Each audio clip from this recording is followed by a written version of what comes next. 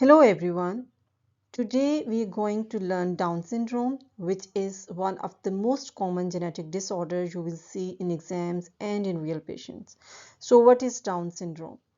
Down syndrome is a chromosomal disorder that is caused by the presence of an extra copy of chromosome, and that extra chromosome is chromosome number 21. We know that normal human cells contain 46 number of chromosomes, but in Down syndrome there are 47 number of chromosomes. Why it is called trisomy 21? Tri stands for 3 and somy means chromosome, so 3 copies of chromosome number 21. Now the main cause or pathophysiology behind this genetic disorder is non-disjunction. We know that during cell division, that is during the meiosis phase, the chromosomes should separate equally.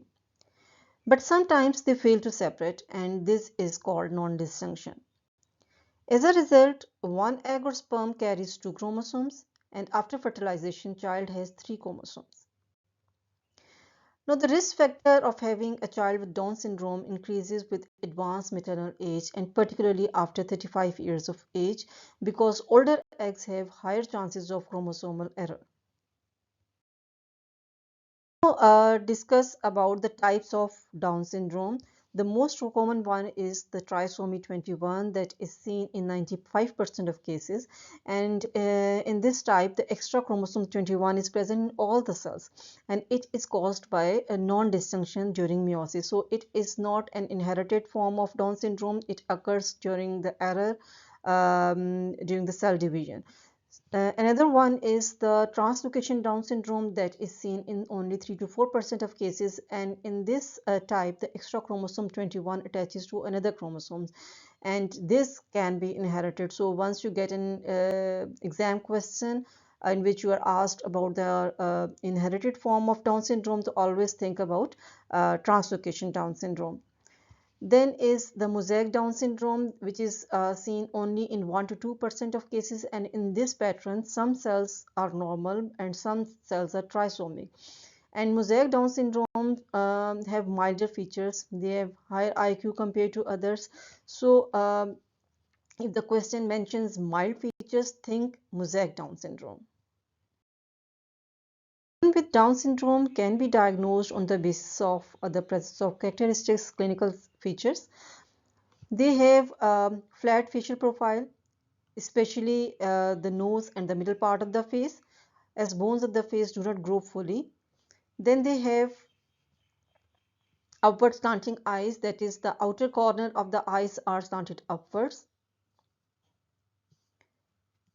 Then they have the epicanthic folds, that means a small fold of skin that covers the inner corner of the eye. It is very commonly seen in Down syndrome, but can also be seen normally in some babies and population. They have a protruding tongue because the mouth is small and the muscle tone is low. Then they have a single palmar crease. Normally we have 2 creases on the palm, but in Down syndrome there is only one straight line, and it is a classical exam sign and question. Another feature is the presence of sandal gap deformity. That is, there is a wide gap between the big toe and the second toe, and it is called sandal gap because it is wide enough that the sandal strap can pass through it. Down syndrome babies have a short and broad neck, and they are hypotonic. Their muscle tone is low as muscles are soft and weak. And this hypotonia is present right from the birth, and it results in delayed sitting, delayed walking, and poor head control. Regarding the cognition, children with Down syndrome have intellectual disability that can be mild to moderate. They have delayed speech development, but the good part is that they have good social skills. Down syndrome is not just facial feature. It is associated with many medical problems, and most commonly seen associations or complication is the congenital heart defects, especially atrioventricular septal defect. Then is the gastrointestinal anomalies, especially the duodenal atresia, hypothyroidism, There's increased risk of leukemia, and they also have hearing and visual problems.